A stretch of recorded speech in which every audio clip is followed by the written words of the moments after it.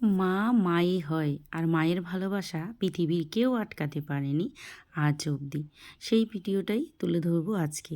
আসসালামু আলাইকুম প্রিয় দর্শক, আমি মাসিদা চলে এসেছি অনেক দিন পর একটা বড় ভিডিও নিয়ে। আর এই ভিডিওর মাধ্যমে আমি অনেক কিছুই জানাতে চাই আপনাদেরকে, যেটা আমার বুকের ভিতর চাপানো রয়েছে। এটা কোনো সাজানো গল্প না, একটা বাস্তব গল্পর কথা আমি আপনাদের জানাতে চাই। কথাটা হলো যে একজন মায়ের কি ৩-৪ জন সন্তান থাকতে পারে না?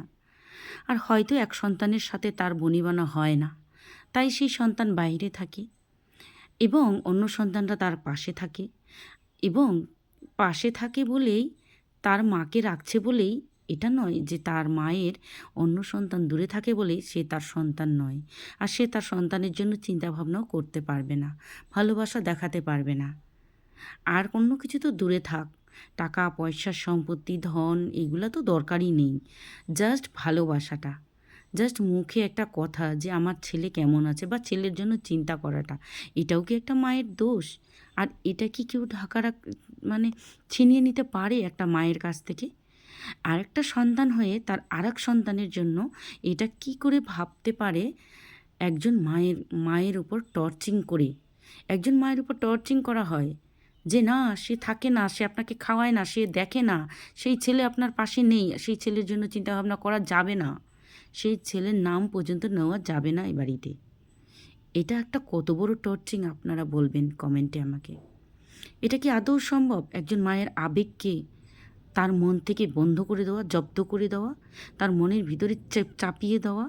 আর সেই বয়স্ক মানুষটার, সেই বয়স্ক মায়ের কী অবস্থা হবে মনের ভেতরটা? আমার তো ভাঙচুর হচ্ছে মনের ভেতরে। আর আমি বলবো এই সব মানুষকে আল্লাহ মাফ করবে না। এগুলো হচ্ছে কুলঙ্গার অযোগ্য সন্তান, যারা দুর্বল, যারা দুর্বল সন্তান তারাই এগুলো করে। এরা দুর্বল সন্তান, এরা দুর্বল পুরুষ, দুর্বল মহিলা, তারাই একজন মায়ের উপর এরকম টর্চিং করতে পারে। আমার একটুকু লজ্জা করছে না বলতে, বরং আমার হাতে যদি থাকতো এদেরকে আমি কঠিনতম শাস্তি দিতাম। প্রিয় দর্শক, হয়তো আমি আবেগ হারিয়ে ফেলছি ভয়েসটা দেওয়ার সময়, কিন্তু সত্যি বলতে আমি কারো নাম নিচ্ছি না, এটা বাস্তব ঘটনা, বাস্তব সত্যি ঘটনা। আজকে আমি হসপিটালে আছি। মানুষ কত যে নিকৃষ্ট হতে পারে, সত্যি বলছি, এই হসপিটালে আসার পর না মানুষের মন মানসিকতা সবই পাল্টে যায়। কিন্তু এই যে বলে না, আমি এটা বড় মুখ করে বলতে চাই না যে গ্রামে থাকে বলে মানুষ চেঞ্জ হয়নি।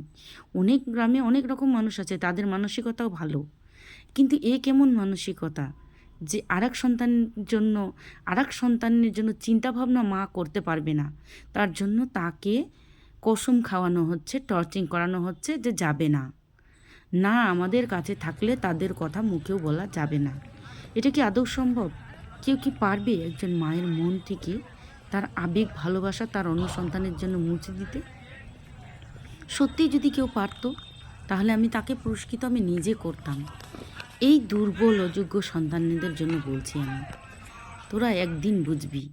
আর সেই দিন তোদের আর সময় থাকবে না, সেদিন তোদের সময় থাকবে না। কি ভেবেছিস যে অনেক এগিয়ে গেছি, অনেক বেড়ে গেছি? হ্যাঁ, গালিগালাজ করছি, কেউ শুনছে না। আমাকে গালি করছে, আমার হাজবেন্ডকে গালি করছে, করুক, আল্লাহ আছে। আর হ্যাঁ, কিছু মানুষ আছে আমার ভিডিও নিয়ে যারা পুরকি দিয়ে বেড়াচ্ছ, তোমাদের বলি, টাকার জন্য ভিডিও করি বলে টাকা পাই, টাকা কামাই। কারো এর কথা ওকে আর ওর কথা ওকে বলে বেড়াই না আমি, বা কাউকে বেইমানি করে 1 টাকা আমি কখনো কারো আমি খাইনি বা খেয়ে নেই। আর আল্লাহ বাঁচিয়ে রাখলে এই কাজটা কোনো দিন করব না। খোদা হাফেজ, ভালো থাকবেন সবাই।